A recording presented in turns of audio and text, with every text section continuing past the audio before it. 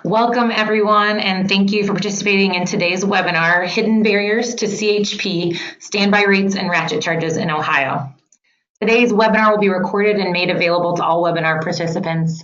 After the fact, we'll email out a link to everyone, so this will be recorded. So good morning, everyone. My name is Miranda Leppla, and I'm the Clean Energy Attorney at the Ohio Environmental Council. I'll be your moderator today for the webinar. So at a glance, Ohio appears to be welcoming for combined heat and power projects. Ohio law counts combined heat and power as a qualifying energy efficiency measure. New and better technology is rapidly evolving, and partnerships with utilities across the state have led to excellent incentives for customers seeking to install CHP systems. A recent Department of Energy study found that Ohio has 7,288 megawatts of CHP technical potential at over 13,000 sites. This means Ohio ranks 5th in the nation for CHP potential. Unfortunately, we're ranked 42nd actual CHP installed capacity because there are only a handful of projects sprinkled across the Buckeye State. With healthy incentives and counting measures favorable to CHP, why is Ohio lagging so far behind? Our speakers today seek to answer that question by analyzing Ohio's standby rates and ratchet charges. First, Jennifer Kefer, the Executive Director for Alliance for Industrial Efficiency, will identify the problem we face in Ohio and lay out best practices for standby rates. We'll then hear from Jamie Scripps of Five Lakes Energy and Anna Dirkswager of the Great Plains Institute, who will present their analysis of the charges that pose barriers to broader deployment of CHP in Ohio. Their analysis details what improvements to standby rates and ratchet charges could help CHP flourish in Ohio. We will end today's webinar with a Q&A session, and I encourage you all to continue to type your questions into the chat box on your screen so we can take those questions and they'll be ready to roll at the end of today's session. So with that, I am going to hand things off to Jennifer Kefer to discuss some of the problems we see today with CHP in Ohio. Wonderful. Thank you so much, Hannah. It's really a pleasure being here, and I'm really grateful to the Ohio CHP Connection for creating this opportunity to educate folks about standby rates. As you heard, I am the Executive Director for the Alliance for Industrial Efficiency. We're a coalition of business, contractor, labor, and environmental groups who work on both federal and state policy to help encourage and educate folks about barriers and opportunities around combined heat and power. And standby rates are definitely one of the key state policy areas that we focus on. As I'll hear during the next 10 minutes or so, we've been doing a lot of work in Ohio, along with a handful of other states to try to overcome this barrier. Let me give you a quick overview of what I plan to cover for the next, say, 10, 12 minutes before passing things on to Jamie Scripps. Hold on one sec. And I'm having trouble with the controls. Next slide. Great, thank you. Next slide again. Okay, we'll stop here for a moment. Quick overview of what we plan to cover today. I'm going to kick things off with just a little bit of a discussion. First of all, to level the playing field and make sure we're all on the same page and actually know what a standby rate is. I'll then unpack the term a little bit by talking about all the ways that standby rates can serve as a barrier to CHP projects. And one of the things that's been so fascinating to me is since I started getting into this work half a dozen years ago, I always heard people talking about standby rates, but it really wasn't until Jamie at Five Lakes Energy began to gather the data that we actually had real proof to quantify the type of barrier that standby rates create. So I'll be talking a little bit about the ways that standby rates present a barrier, and then turn to best practices for what an ideal standby rate should look like. I'll then very briefly introduce the Five Lakes analysis, which to date has been done across 12 utilities in 4 states, in Michigan, Minnesota, Ohio, and Pennsylvania. But I'll leave it to Jamie to provide additional detail about what we're actually finding in Ohio. And in that presentation, you'll be able to see some of these best and worst practices in practice as Jamie provides some of the data. We're going to stay on this slide for just a moment, though, and just give, as I said, kind of a leveling the playing field background of what a standby rate actually is.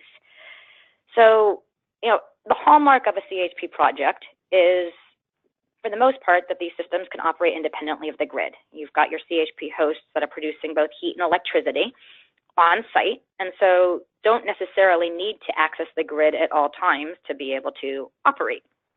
However, occasionally that system goes down and they do need to connect to the grid, and it might be because there's a planned outage for routine maintenance, maybe an unscheduled outage because all things break sometimes, or maybe they need some supplemental power because the system is sized to only provide part of the load on site. In any of those instances, they need for the grid to be able to be on literally standby to be able to provide the electricity at the time that the CHP host needs it. So a standby rate is kind of like an insurance policy. Even when you're not accessing the grid, you want to make sure that you've got access in the event that you need it. And I want to make sure that it's really clear that Jamie, Anna, and I are not suggesting that standby rates should be eliminated, because there are legitimate costs that utilities face to be able to provide that power in the event that the CHP host needs it.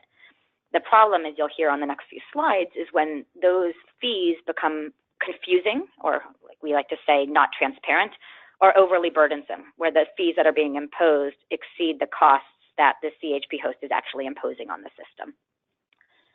So before we move into the actual barriers, I just want to kind of unpack the term standby rate, because it's not a single line item on a bill. If you can move to the next slide. Try it again. Could advance to the next slide. For some reason, I don't seem to have the control. There we go. So when I first started doing this, I just kind of assumed there would be a line on my bill that said standby rate. Standby rate actually refers to a whole suite of charges that a CHP host might face. So here's an example of some of the charges. In fact, this list might be much larger. You'll hear from Jamie, in the case of some of the Ohio utilities, you're looking at literally 24 separate tariffs that need to be added together for a host to get a sense of what their standby fees are going to be in some utility territories. Now, the mere existence of this long list is not in itself a problem. In fact, arguably it's more transparent when you know exactly what it is you're paying. The problem is really when the host can't really predict or know in advance exactly what fees are going to be imposed. So they're not able to make an informed decision about whether or not it makes sense, whether their project will pencil out. I should say, in sharp contrast to this long list of fees, if you are a full requirements customer, in other words, if you're kind of a conventional energy user and getting your power from the grid, all you're going to be paying is a delivery charge and a monthly customer charge. So you've got kind of those 2 fees as compared to as many as 24 fees. Move on to the next slide. So there we go. So let's start with that first bullet here, which kind of harkens back to the previous slide. One issue regarding standby rates then is when rates are not transparent. So like I said, simply having a long list of fees is not in itself a problem, but it becomes a problem if the host doesn't know what fees actually apply to it. So you want to make sure that there's some clarity and maybe some hand-holding, which we'll talk about in a moment. And you'll see from, as Jamie talks, that AEP Ohio actually does a really nice job with that hand-holding, so that they break down the rates and potential host knows exactly what it is that they're going to be paying. Another issue regarding standby rates is when they're inconsistent. And from my perspective, this is actually one of the most illuminating pieces of the Five Lakes Energy apples-to-apples analysis. We were looking at the same system across a dozen different utilities, and time and again, it was really astonishing the huge disparity that that system might have to pay simply by luck of the draw of what utility system it was located in. So for instance, in the case of a CHP host in Minnesota with a 2-megawatt system, they might pay 5 times more each month in standby fees if they were located in Minnesota Power service territory rather than Excel. They would pay $1,000 a month in Excel territory and $5,000 if they were located in Minnesota Power. And that situation across 2 utilities in Minnesota was not an outlier. We were seeing this again and again across states and utilities. So in Pennsylvania, on the surface, it actually sounds like the problem's not as bad. If you were in PICO versus PP&L territory, the cost might be twice as high in PICO for that 2 megawatt system. However, the lower end in PP&L territory was actually larger than the highest end in Minnesota. In other words, if you had a 2 megawatt system in PICO territory, you would be paying $11,000 a month in standby fees as compared to $5,500 a month in PP&L territory. And small systems, smaller problems, big systems, bigger problems. Out of curiosity, we kind of broke from the mold of looking at that apples to apples 2 megawatt approach and said, what would happen if we were looking at a really big industrial system, 30 megawatts? I don't know if that's really big, but a much larger industrial system. In the case of a 30 megawatt system in PICO versus PP&L territory, the PICO system was 65 times more expensive in monthly standby tariffs. In other words, that system would pay $65,000 a month compared to only $1,000 a month in PP&L territory.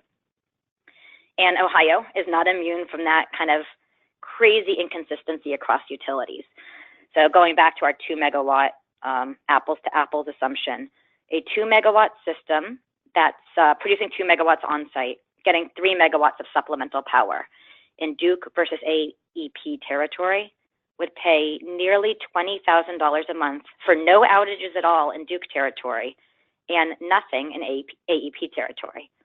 Now remember that is a fee that is accrued month after month and year after year. So these systems are lasting for decades. You're paying nearly $20,000 a month across the year. That's a $250,000 cost. Now, part of the problem is that you've got what I call here a captive ratepayer. Kind of logic would be like, so why don't you just build in AEP territory or PP&L territory and avoid the standby costs? But these are not the only things that a facility is considering. You might have a industrial plant or a university that is located where it's located for generations, and they're not able to up and move to shop around for better standby tariffs. The reality is that system is probably just going to decide, that facility is probably just going to decide not to install a CHP system because the economics simply don't work, which gets to the next bullet about eroding economic benefits. I imagine all of the stakeholders that are part of the CHP connection are well aware of the sizable upfront costs associated with the CHP system. According to EPA, we're looking at anywhere from $1,400 to $4,300 per kilowatt. Or to put that in kind of bottom line terms, if you're talking about that 2 megawatt apples to apples system we're looking at in this analysis, dependent on the technology that your host is considering installing, your upfront costs are anywhere from $2.8 million to $8.6 million. Now, the reason this makes sense to install despite that big upfront cost is because month after month, you're more efficient and so spending less on energy. But that savings is going to be muted if you're spending $25,000 or $20,000 a month for no outages. That's really going to detract from the energy and economic savings of these projects, and again, make it much less likely that they'll pencil out. The problem is kind of, I don't know if compounded is the right word, but it's kind of ironic that in Ohio and in a number of other states like Pennsylvania and Maryland, there's conflicting signals. So the same utility that is charging these flat monthly fees for standby tariffs is also handing out incentives to encourage folks to install CHP projects. So on the surface, it seems like they want CHP. They're encouraging these projects to be installed. But Jamie did a little bit of digging and discovered that you're kind of erasing that incentive with the countervailing standby tariff. Another thing that's a real big issue is that there's often no distinction between scheduled and unscheduled outages or peak and off-peak outages, and that also erodes the kind of appropriate economic incentives. Both Dakota Electric in Minnesota and Duke Energy in Ohio charge $20,000 per outage. Doesn't matter if it occurs in the middle of a hot summer day or in the middle of a winter night. So it doesn't matter what kind of is being called for in the grid. There's really no incentive to try to schedule your outages during off-peak times. And so it's, again, eroding the economic benefits of having that system. And then there's kind of a particular quirk in Ohio that Jamie will explain further, that in Ohio only, we were seeing higher charges in cases where a customer doesn't take supplemental service. More on that later. Then the final issue I have here regarding standby rates is that rates may assume outages occur at peak and that all systems break down simultaneously. So as an initial matter, that assumption is illegal. It violates PURPA, which explicitly says that rates for backup or maintenance power shall not be based on an assumption that forced outages or other reductions in electric output by all qualifying facilities will occur simultaneously, or that they occur during system peak. So first of all, PURPA forbids it, but nonetheless, the analysis by 5 Lakes was showing that despite that prohibition, it was showing up time and again. But the other thing is that assumption makes absolutely no sense, because as you'll see in a moment in my next slide, the likelihood of these systems going down at all, and certainly the likelihood of them going down simultaneously, is really slim. Can we advance to the next slide? So what you'll see in a moment is some EPA data. This is from EPA's catalog of technologies. And they're looking at a whole suite of CHP systems. And regardless of the type of technology you are using, you'll see that they are they're working as expected, generally upwards of 95% of the time, 95 to 99%. That means if they're supposed to be operational, they are. You'll see one outlier there for steam turbines. In a presentation we gave to the Forest and Paper Association, we were told that these numbers are actually very conservative, and they believe that the low end of these estimates is folding in the scheduled outages, which is kind of unfair because these systems are offline when they're intended to go offline, and that could be scheduled in the middle of the night or during a low demand time. But in general, a CHP system is really more reliable than the central power that it's replacing. You'll see there's a little factoid beneath here. This is after Superstorm Sandy, where we really saw the reliability of CHP systems in action. DOE did a report shortly after the storm, and they looked at 24 CHP sites in New York and found that all 24 performed exactly as expected. In other words, if they were supposed to remain operational when the grid went down, they did. The same can absolutely not be said for diesel generators, where raw sewage was being dumped into rivers. So in short, these systems are reliable. Chances are they're going to remain operating if they're supposed to be. So while there is a legitimate expense for the incurred because of the occasional unexpected outage, it certainly doesn't make sense to assume that all of these systems are going to go down simultaneously or during peak. Next slide. So what do best practices look like? Hold on one moment. There we go. Oh, look at that. Okay. Wonder if my controls are suddenly working. Anyhow, best practices.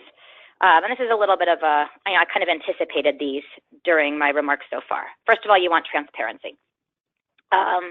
Think back to that first slide where you had that laundry list of what's going into the standby rate. That's actually quite good. You want the rates to be broken down. You want generation, transmission, and distribution charges spelled out, because that allows the host, one, to be able to kind of anticipate what they'll be paying if they install a CHP system, but also to identify what the problem spots are if one of those charges is too high. You'll hear from Jamie in a moment that AEP does provide a lot of hand-holding with an online bill calculator where they walk folks through the types of charges that they'll be incurring. And you also want consistent criteria for the calculation of standby rates. Again, that's so that there could be some predictability so that a university, a hospital, industrial plant can know what they're going to have to pay in fees if they install the system. Next, you want these rates to reflect the actual costs. So one, you want rates to be based on actual energy use. So if you've got fewer outages, you should be paying less in standby rates. You want, as I've said several times, charges that distinguish between peak and non-peak and scheduled and unscheduled outages and energy use. That creates the right incentives for a host to schedule their outages at a time when it will have the least impact on the grid and on the utility. Ideally, you would be considering the actual benefits of CHP. We've been talking about the costs of unexpected outages, but these systems also help make the grid more resilient. They may reduce the need to build a new central power generation plant at much higher cost.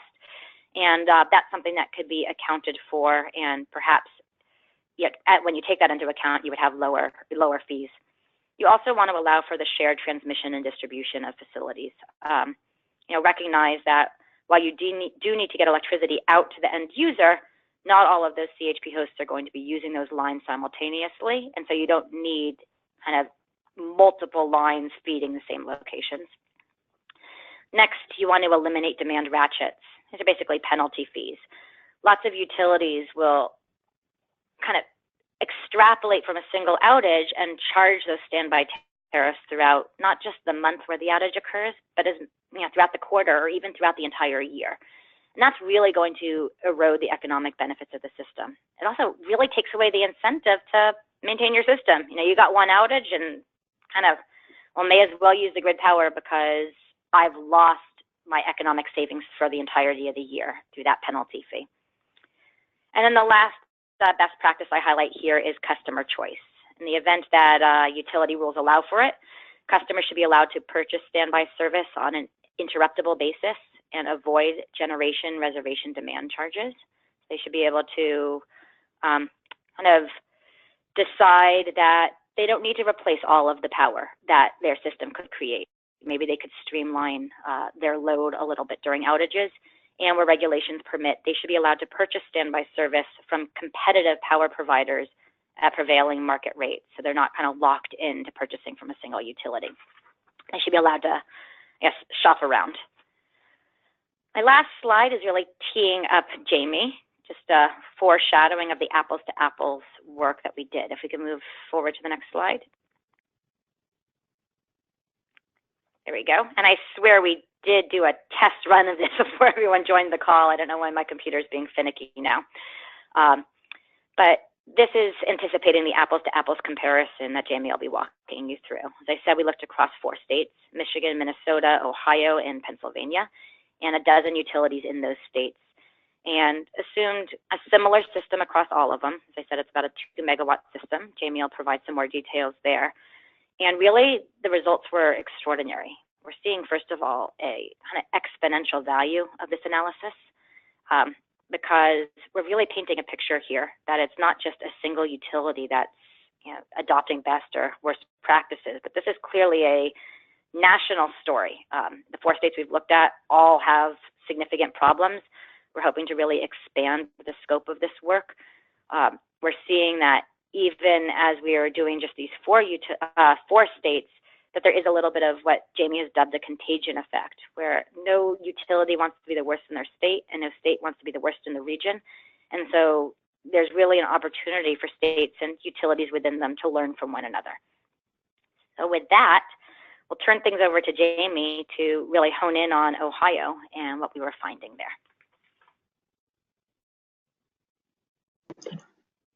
Thank you. Great. Thank you, Jennifer. Yeah, thank you so much, Jennifer. And I will hand it over to you now, Jamie, to detail the apples to apples analysis. Thank you.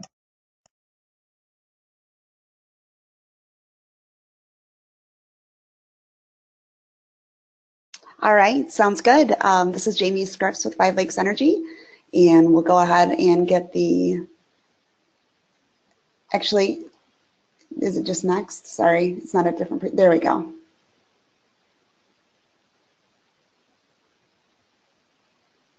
All right, here we go. So I'm going to take you through some findings from our apples to apples standby analysis. And as Jennifer said, this is something that we've done across a number of states. So I'll be sharing lessons learned from Minnesota, Michigan, Pennsylvania, Ohio, from across the whole analysis, but I'll be zeroing in on findings specific to Ohio so that we can think about how does this fit into the larger conversation happening in Ohio around distributed generation, around grid modernization. How does this conversation about CHP fit into the larger discussion? So just to give you an overview of the methodology we used and the background, how this all got started, What the apples to apples comparison does is it calculates from the customer perspective the monthly standby charges that that customer is going to experience for an identical CHP system across different utilities. So it's a detailed approach. It allows us to compare, contrast, look at different aspects of the standby tariff. So not only does it give us a total that a customer is going to experience under different outage scenarios, but it allows us to break down and say, what is driving these high costs? And, you know, is it the reservation fee? Is it demand charges? Is it, you know, the energy costs? What exactly is driving the costs? If the levels are very high, you have to kind of go that next step and ask, okay, well, what's driving this? Because the regulators are going to want to know. To have a grounded conversation with the utility, you have to go in understanding how all these different components work together. And it's not easy. It's very complex. And so having this apples to apples comparison really simplifies it and helps folks to see really readily what's happening with these standby tariffs. And what we've learned is that the breadth of the analyses, so going across a variety of states, a variety of utilities, has really enriched the data and helped us to understand the greater context so much better. So when we started this in Minnesota with 4 utilities, we really didn't know where it would lead. We just knew that in that proceeding, we really needed to ground our arguments in apples to apples comparison. We really did it for our own purposes and then found an enormous value in sharing that information and in grounding our arguments in our findings. And then as it spread to Michigan and Pennsylvania and Ohio, that greater context and the wider analysis and comparing the numbers across the board became really fascinating. So this all got started in Minnesota. There's actually a dedicated docket happening there that's dedicated specifically to standby rates, and that's somewhat unique, as we found in other states that are having broader conversations, either in general rate cases or in larger conversations about grid modernization. In Minnesota, it's actually been very focused on standby rates, and that gave us a huge opportunity to be focused and targeted and take a look at these revised standby proposals of 4 utilities there: Minnesota Power, Xcel, Otter Tail, and Dakota Electric, and to do our very first apples to apples comparison. The reason for creating the apples to apples methodology was that we were actually trying to get our heads around the utility filings. They all filed revised standby tariffs, each in their own way, sort of attempting to either address or not address, but at least making an attempt to look at some best practices, maybe move toward a different approach. Definitely they were all trying to dust off and revise their standby approach, and they were all very different. And so while they did file billing simulations with their filings, and by that I mean that they did sort of try to paint the picture of, okay, a customer with this size system will have this level of bills, and they break it down. They were all really different. The examples they gave were wildly different, and so there wasn't a lot of value in taking a look at those side by side. We didn't know how they compared. But the billing simulations did give us the idea, well, why don't we force all of these into an apples to apples identical scenario situation across different outage scenarios to actually see how they compare. And it was that lack of uniformity in what was presented, and also a lack of transparency. We really, in the utilities, in their filings, they really presented everything from their perspective, which I understand. That's they're advocating from their perspective, but the customer perspective really wasn't there, and a transparent look at what the customer will experience was something that was needed. So we were attempting to do that. We were attempting to fill that gap with the apples to apples as well. And then go on to the next slide here. We had to come up with some outage scenarios because this was something that the utilities failed to do as well. They didn't really take a customer through, okay, here's what you'll experience in a month where your CHP system is working perfectly, you have no outage, versus if you experience a 16-hour outage, if it's on peak, if it's scheduled, if it's unscheduled. All of these different variables can matter a lot in the bill that a customer experiences at the end of the day. It's either going to have a big effect or not, and whether or not a scheduled or unscheduled outage matters is really important to the customer's bottom line. So you have to do the math, you have to do the calculations, and this is not evident. It's not evident from the published tariff. The published tariff gives you a formula that you have to apply based on the capacity of your system or based on the number of kilowatt hours that you plan to use. So you have to do all those calculations, and as you'll see, in Ohio in particular, you have to do them like 24 different times because there's so many different riders that have to be added up. So pretty complex, but very important to go through this exercise to give the customer a voice and to give the customer a clear picture of what they're going to experience under these published tariffs. The customer characteristics that we chose were actually based on, it was a little bit arbitrary, but we kind of chose the Minnesota Power example that they filed with their billing simulation in the Minnesota proceeding. And it was a smaller size system, so a 2 megawatt system, 2 megawatts in standby service, and then they assumed, in addition to that, 3 megawatts of standard or supplemental service. And I say that, it's interesting, we use that as our apples to apples customer profile, but it didn't matter until we got to Ohio that there was supplemental service. It was kind of ironic that we always had this complete picture of the customer and then the supplemental service. Because we were never calculating the supplemental bill, we really essentially just ignored that number.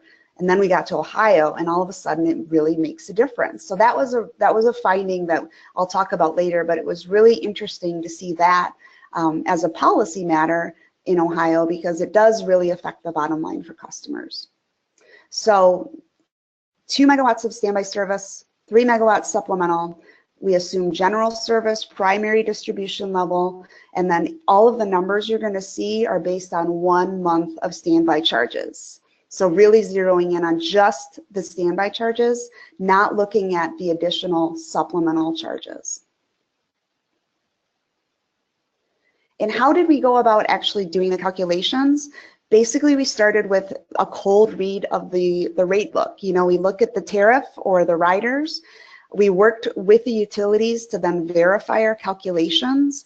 So in all cases, we reached out to the utilities. We worked with them to better understand how the calculations need to be factored, because often what's published is not super clear. And actually what we found is that when we reached out to the utility rate specialists, it's so complex that many of those rate specialists struggled. They really struggled with understanding how their own standby riders, standby tariffs are supposed to be calculated. And that just speaks to the complexity. It speaks to the need to really try to streamline and simplify where we can these standby tariffs, because if the utility's own rate specialists are struggling, you can imagine what a potential CHP host will go through in trying to pencil out a project here. So we worked with the utilities. Sometimes they had some data that they needed to provide to us, and that's another transparency issue. If the data is somehow private and not shared with the public, and you have to go through the utility, that's onerous, and that's difficult for a potential customer as well. So, but we did that for our purposes. We did work with the utilities to get the data we needed. We clarified the tariff language, and we clarified the interpretation and the application to all of our scenarios. And in Ohio, we analyzed 3 Ohio utilities: Duke, AEP Ohio, and Dayton Power and Light. We had originally wanted to look at First Energy as well. They actually, in a conversation with us, asked us not to be included because they are in conversations with the PUC about upcoming tariff revisions. So we held off on First Energy for now, but we're not. It doesn't mean that we won't look at them eventually. Certainly, if they're revising their tariff, it's something we're going to want to look at once those revisions are complete. And we did have a meeting with the PUC, and in that meeting we discussed, in particular, the highlights from that meeting were the high distribution charges. When we broke down what's driving the high charges for customers, it was those high distribution charges, and you'll see in a moment how that affects the numbers. There was an interest in the room in aligning the CHP incentive programs with better standby rate design. And I think Jennifer touched on this, that in Ohio, you've got these incentives. We really need to make sure that we're thinking about, okay, if you have an incentive program, how do standby rates affect that customer experience in the end?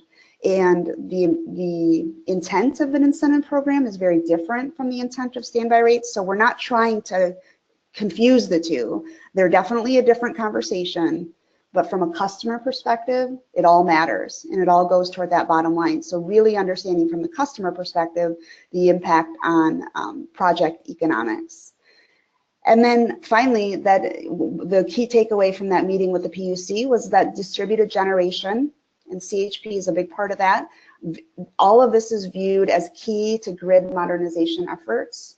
So all of this is very relevant to power forward, to grid modernization. As we think about distributed generation, standby rates and rate design are really important topics. And we've already hit on this, Jennifer described this very well, but when we first took on the apples to apples analyses, the takeaway, and it's continued, it's been affirmed with every new state, every new utility we look at, the major takeaways have really remained the same. It's that there's a lack of transparency and a lack of accessibility for customers. So even if it's super transparent, it can be so complex that the customer can't understand what's going on. So we want transparency, that's true, but you have to take the extra step to educate your customer you can have transparency, but you also need to hold their hand and help them understand how their bills are going to be factored. And AEP Ohio actually does a really nice job of that. There's a lack of uniformity in language and structure, and this could be solved.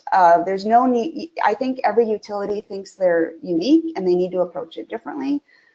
That may be true to a certain extent, but to the extent that you can agree on a uniform language and a uniform structure, that's really going to help the customer. And that's something that in Michigan especially, regulators have been sort of encouraging the utilities to think about uniformity where possible and standardization where possible.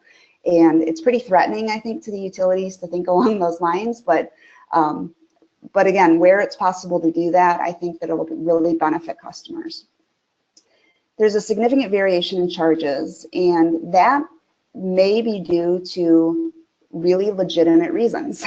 I'm not necessarily saying that you're not going to have differences from utility to utility, although when you have one utility charging 65 times what the other utility charges, as in Pennsylvania, that definitely raises red flags.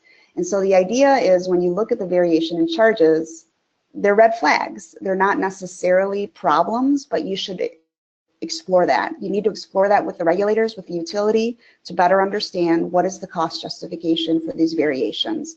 Because often, in what we found in our experience when we have those conversations, is that the utilities often don't have a great answer. There's not a great justification for the variation, and they're all calculating these rates in different ways. So moving toward best practices is very important. And as we move towards standardization and more alignment with best practices, I think you'll see less variation in charges. It's not going to go away, but you'll see less variation, and I think that's important. And that the other major takeaway is that high reservation fees, high demand charges, and complicated tariffs, they definitely do pose a barrier to CHP. And it makes sense, even going through the experience of calculating the apples to apples comparison.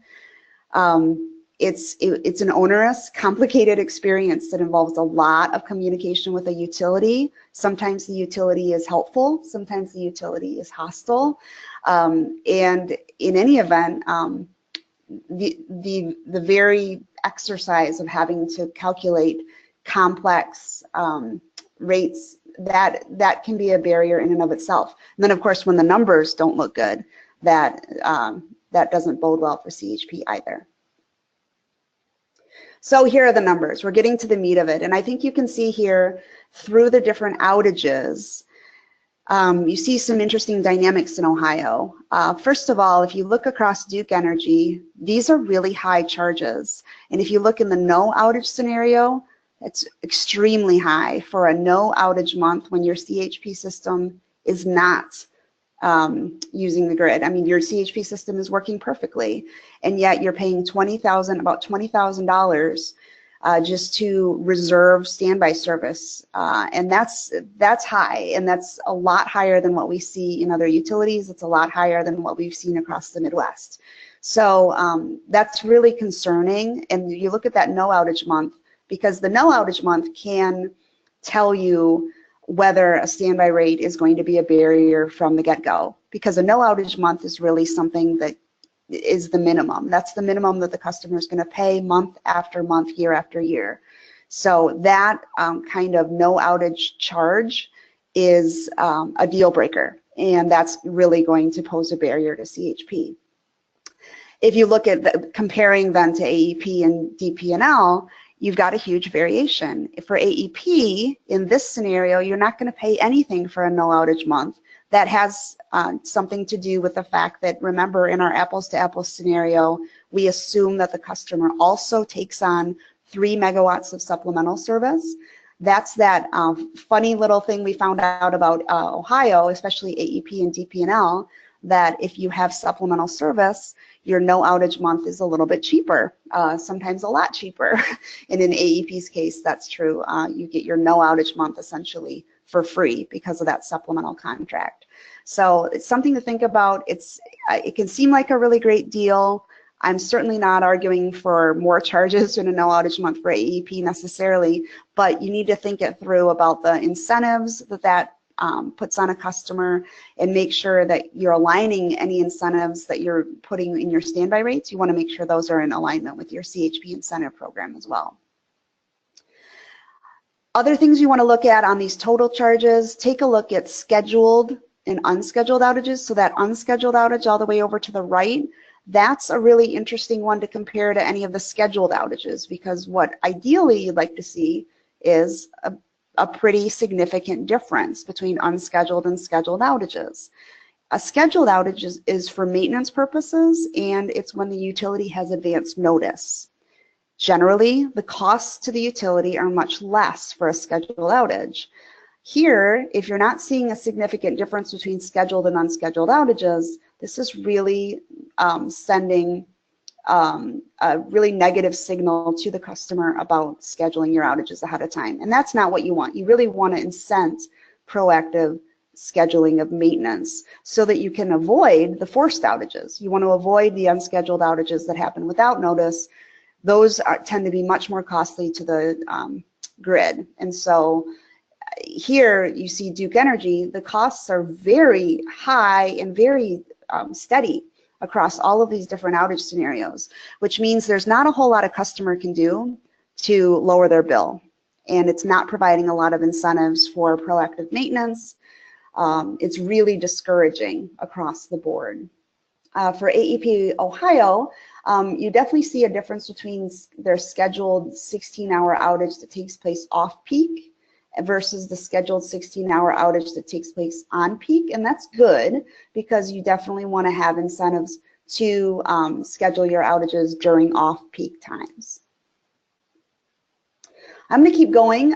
There's other chances to look at the numbers from different angles, but I'm going to keep going here. So reservation charges tend to be, that's a term for charges that happen during the no outage month. And in some states, in some utilities, they actually call them reservation fees or reservation charges. In Ohio, this term is actually not applied. It's something we're applying here as part of the apples to apples comparison. But what we're referring to here is the no outage charges that are essentially there to reserve the standby service in case you need it. And except for AEP Ohio, the other two Ohio utilities, reservation charges are really high. And this is when no outage is occurring. So this can be a huge barrier to CHP. One of the best practices that we've seen, especially in Minnesota, but something that is definitely touted as a best practice in general, is to somehow incorporate the forced outage rate of a system, of a CHP system, into calculating that reservation fee. So we're not saying you shouldn't charge anything in a no outage month. You can charge a reservation fee. That's part of the utility recovering the costs of reserving that standby service for that customer. But it should reflect in some way the reliability of the system. And we've seen that forced outage rates are very low for CHP. 5% is what we assume in our apples to apples comparison, but often newer systems are even lower than that. So 5%, that's really indicating a very, very reliable system, and that should be reflected in calculating any sort of reservation fee. And I will, just to reiterate, that's not happening in Ohio. So you're seeing very, very high reservation fees that don't even look at the reliability of the system. And here, this just gives you a sampling of the reservation charges through all the utilities we've looked at, and there's a lot of variation. If you look at Minnesota Power here, about 4 down, you see the reservation charge is about $1,000. I point this one out because they actually do take into account the forced outage rate of the system. So we were able to incorporate that 5% forced outage rate, and because of that, you get a much, much lower reservation charge. In addition to the reservation fee, you get demand charges, and these actually come onto the customer's bill when there's usage, when there's standby usage in an outage scenario. And one thing we look at in demand charges is whether the utility differentiates to reflect the difference between scheduled and unscheduled outages. So we've already kind of covered this, but if you look at Duke, all of the scheduled 16-hour off-peak, on-peak, and then down to the unscheduled 8 hours on-peak, 8 hours off-peak outages, the exact same number is what the customer is going to experience. Whereas you see for AEP, there is some differentiation between on-peak and off-peak, but no differentiation between scheduled and unscheduled. And the same for DP&L.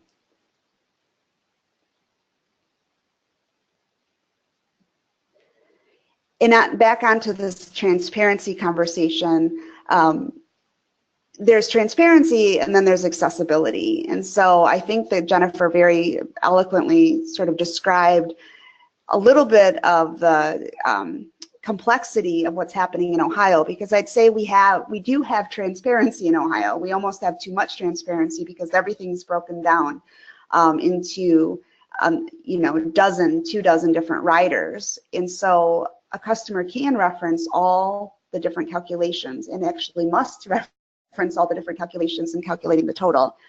So it's transparent in that way. But because of the complexity, it becomes too onerous for a potential customer to take this on themselves without hand-holding, without work with the utility to understand how to apply these different riders.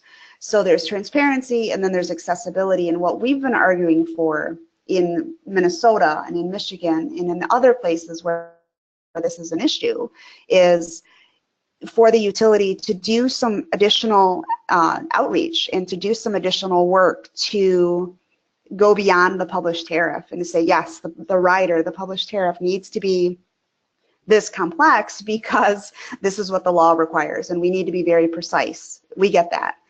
But then you can have additional materials that actually teach potential customers how to apply the published tariff, or a billing simulation or a billing calculator like AEP Ohio has, where the calculations are performed in a spreadsheet that is transparent, but the online publicly available spreadsheet helps the customer to really do those calculations on their own without having to call up a utility representative, where that may be an uncomfortable call for them to make. You know, this is sometimes it's difficult to work with utility representatives on a potential CHP project because they may not be too thrilled at the prospect of losing a little bit of their load.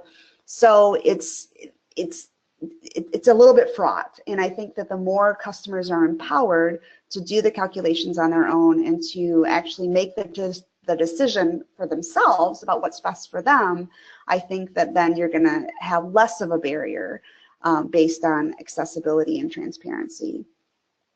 So again, we're not saying you have to alter the tariff format, but providing additional resources is something that a utility can and should do. And this is just a visual to show you all the different riders that we had to calculate and that a customer would have to calculate to get to the standby charges for Dayton Power and Light. And here's AEP Ohio. That's a lot of different calculations. So I mentioned this before, but there's a relationship in Ohio, especially with AEP and DP&L, with standby and supplemental service and then the resulting bills. And whether a customer contracts for supplemental service does affect standby charges for those two utilities.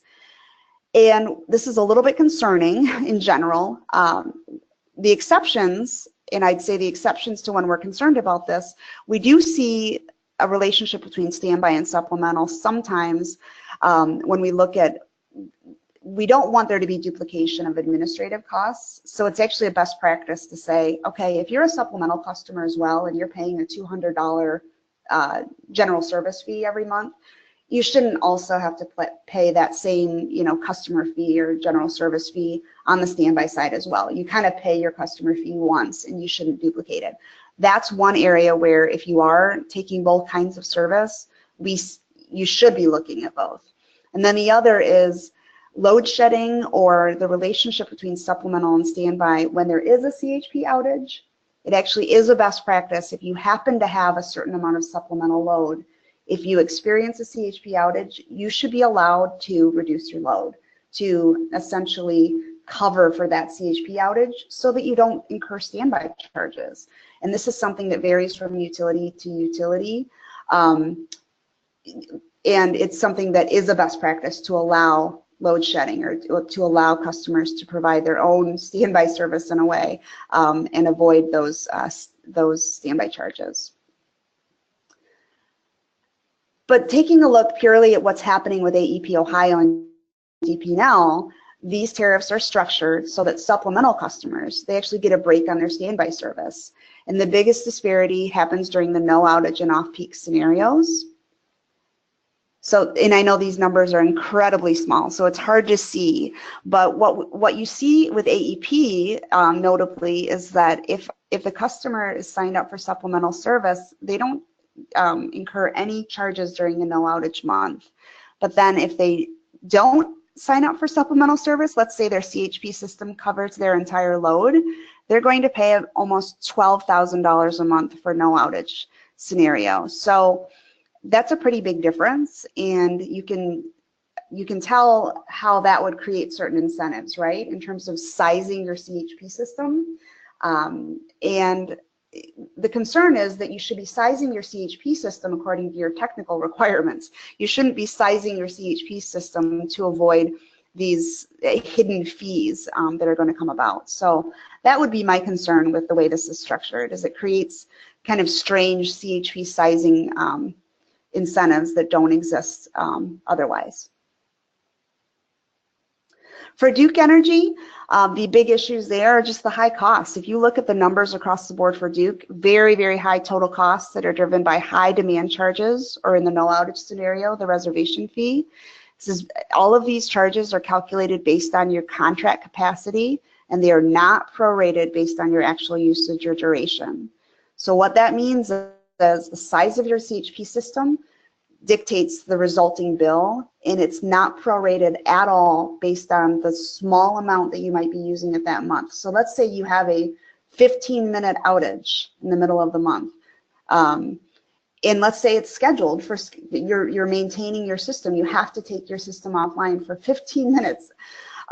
You're going to trigger these demand charges, and you're going to incur these high fees. And of course, in Duke's case, you're going to incur these high costs even in a no outage month. So there's not a lot of incentives there to reduce your use of the grid. There's also insignificant differentiation between scheduled and unscheduled outages, and this just goes back to that steady high number that's charged, kind of without regard for what the customer is doing at all.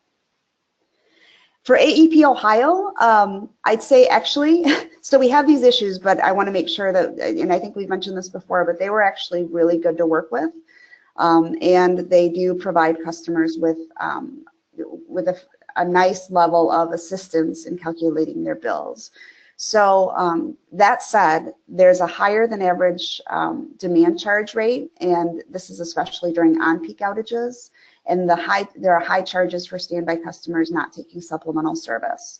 So these would be our main issues with the AEP Ohio structure. For Dayton Power and Light, it's interesting because they actually don't have their own dedicated standby tariff.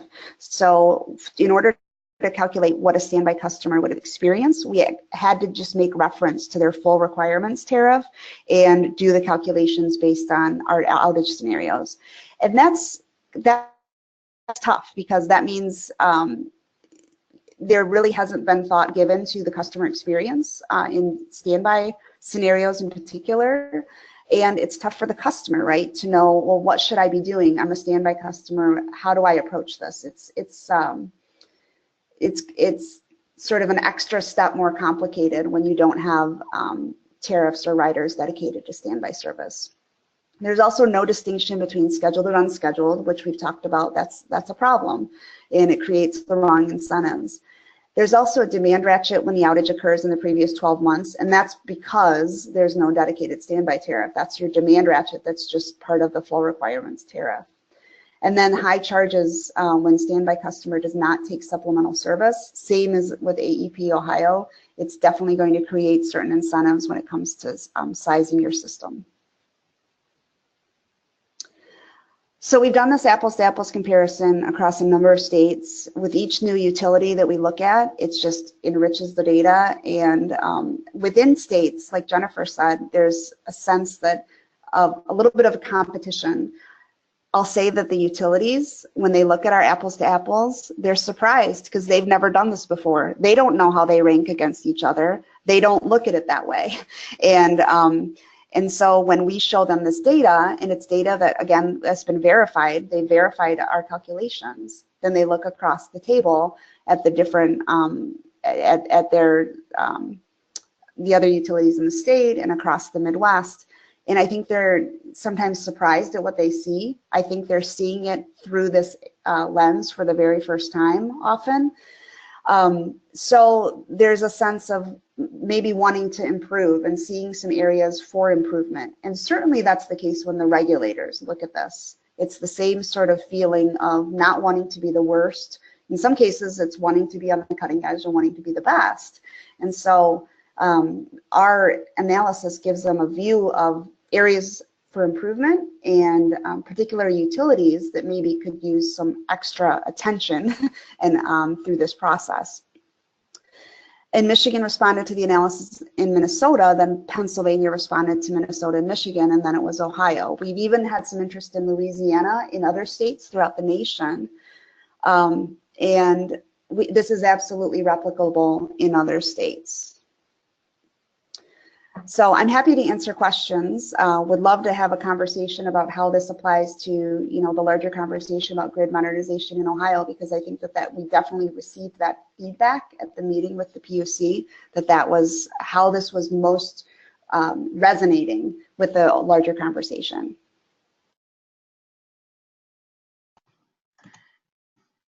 Great. Thank you so much, Jamie, for that great presentation and you know, detailed explanation of your analysis. You guys have now heard about the opportunities and challenges that we face here in Ohio and some of the potential solutions to improve and adjust our rates to encourage more CHP deployment in our territory. So we are now taking questions. So if you have questions for our speakers, they're all available, including Anna from Great Plains Institute. So if you guys have any questions you'd like to ask of our speakers, please feel free to type those in the chat box to get started. And one, just to kick it off, one item is what that we were talking about kind of before the webinar is what you guys can do to help get involved and how we can address this in a broader sense here in Ohio. And both Jennifer and Jamie alluded to Power Forward, or referenced Power Forward rather, during their presentations. And I would encourage you guys to get involved in that effort. It's our grid modernization effort through the Public Utilities Commission of Ohio here. And you can go to puco.ohio.gov for more information on that. And we will be sure to send some information out about it along with the webinar follow-up. But the next round of Power Forward is going to be happening in Q1 of 2018. We're hearing it'll probably sometime in March. And they are currently gathering, the commission staff and some of the commissioners are working to gather topics for that right now. So there is an opportunity, if you go to that website I referenced, the PUCO's website, you can actually submit your opinions on what are necessary topics to talk about and what they should be looking for. So we've got a question here. Before we move on to the next question, can I piggyback on what you just said? Yeah. Very quickly, this is Jennifer. I wanted to flag that while we haven't done this yet in Ohio, one of the things the Alliance for Industrial Efficiency has done in a few other states, I believe Minnesota, Pennsylvania, is we have organized business letters to make sure that the business voice is getting in front of the Utility Commission. And I think it's very powerful, not just hearing from a bunch of policy wonks, but hearing from the folks whose bills are actually affected by these tariffs, that they are not inclined to build CHP systems in their in-service territories until standby rates are addressed. And I think that is an opportunity we might be able to explore in Ohio to kind of create a vehicle to make sure that members of the Ohio CHP Connection and others in the state are able to get their voice in front of the Utility Commission. Back to you. Great, thanks, Jennifer. We've got several questions coming in. One of the first ones, and Jamie and Anna, I don't know how you guys feel about this because I know this took you guys a lot, but someone's asking if you can offer this service in other states. Yes, please. Yeah. Go ahead, Jennifer. I think, you heard, I think Jamie alluded to this in one of her final slides about interest in Louisiana. We have initiated a conversation with the Forest and Paper Association, and they've got a lot of members there. Interestingly, I think the benefit of this work is twofold. On the one hand, it can make existing systems more competitive because it can reduce their monthly fees. Then also where you've got technical potential and new systems that'll be built, it might make folks more likely to want to install them. In the case of the Paper Association, they've got a lot of systems in Louisiana that might become more competitive if their standby tariffs were lowered. And we've been told that it's an issue that is on the order of millions of dollars annually for their existing systems in the state. We do need to find additional funders to support that work and would be interested in doing it not just in Louisiana, but elsewhere. As you saw, the 4 states we've looked at so far kind of cluster in one region, and we think there's a real power to having a national data set open to help elevate the issue across states and hopefully through NARUC as well, so that utility commissioners across the country are aware of the issue. So we're very interested, and let Jamie or I know. We were very lucky to have Great Plains Institute support for the work in Ohio, and would love to be able to find ways to replicate it. Great, thanks you guys. Another question we've got, in your conversations with the utilities, Jamie and Anna, did you get a sense on whether the rates are based on any forecasting they've done on the costs incurred in responding customer-cited generating units?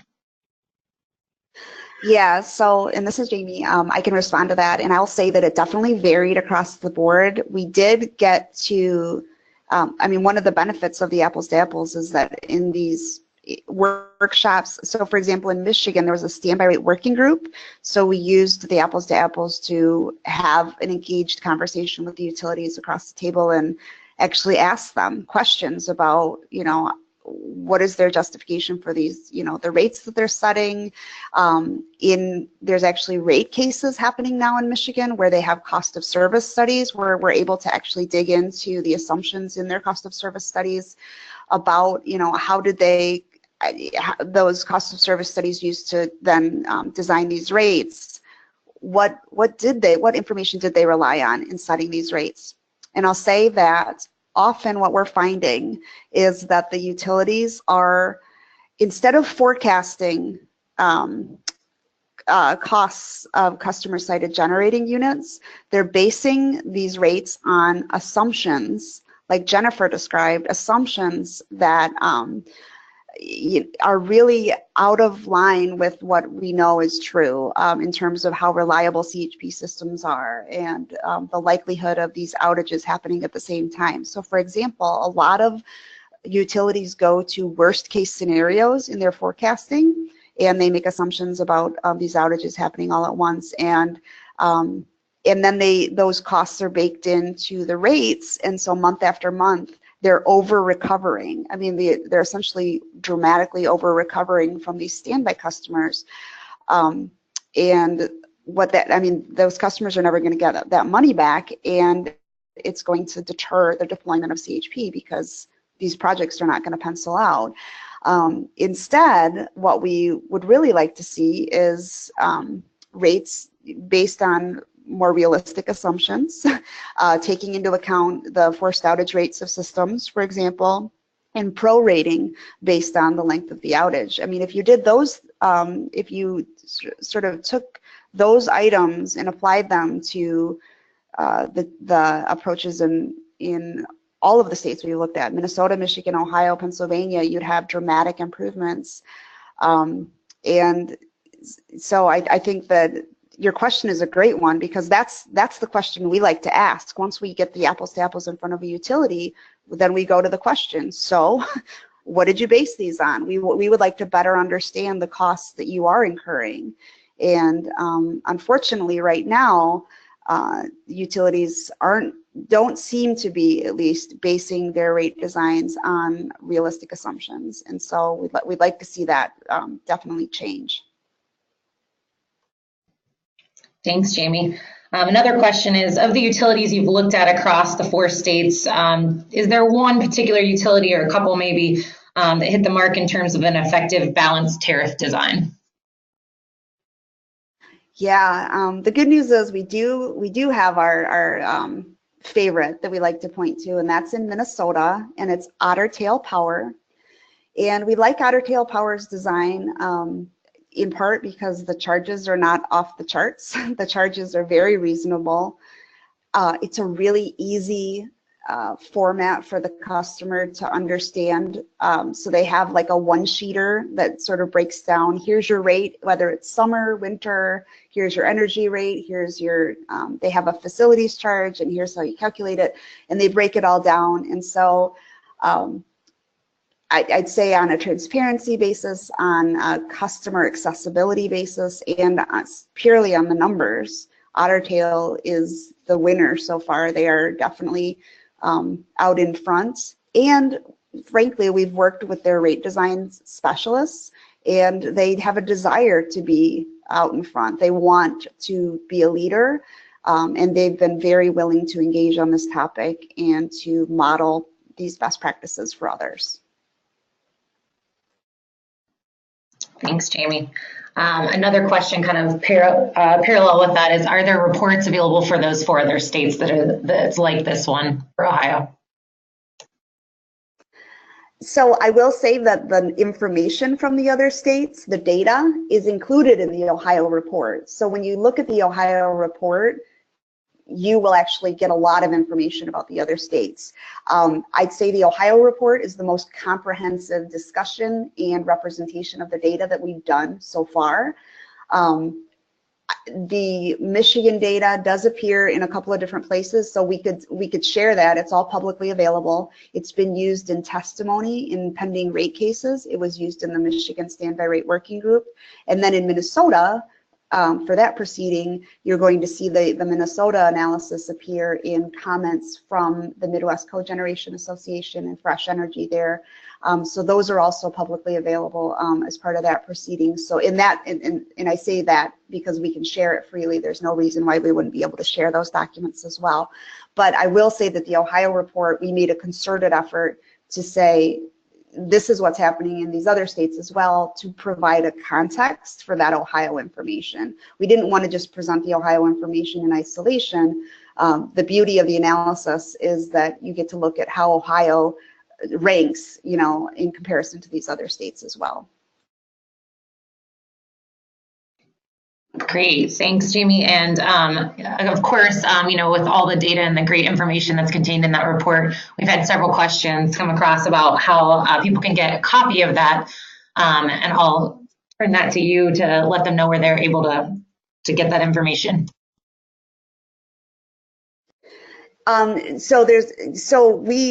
I'm happy to email it. So my email address is jscripps@fivelakes.energy.com. And I'll just type that in as a response here. So everyone has my email address. But that's also something that I don't know if you all have through Ohio CHP Connection, if there's like a resources hub that we want to add that to. I'd be happy to have us add that report to the, like, any sort of resources hub for the Ohio CHP Connection as well. We can just kind of figure out, and maybe we'll do both. So Amy, feel free to contact me individually. Amy, I'll just add, this is Anna Dirkswager, that I think for this report, for the slides for this presentation, as well as the Ohio report, things like that, we can make publicly available too on the Great Plains website. Great, and Jamie, you and I will connect. We'd love to have that up on the CHP Connection site as well. That was something I meant to touch base with you before this and forgot. So we'll definitely upload that as well. And I know we've run over time here, so we're gonna go ahead and wrap up. And that seems like a good one to end on. But definitely check us out on the Ohio CHP Connection. We will get this this link to this webinar is, like I said, has been recorded, and you'll get an email. Everyone that attended today will get an email with a link to this. We will also include a link for the Ohio CHP Connection site listed at the bottom of this slide, where we will upload both the webinar recording and also we'll upload that that report for Apples to Apples. So. But thank you everyone again for attending today. Don't forget to check out Ohio CHP Connection and all of our great speakers' websites as well. And if you have further questions, please feel free to contact me or any of our speakers. So everyone have a great day today, and thank you for joining us.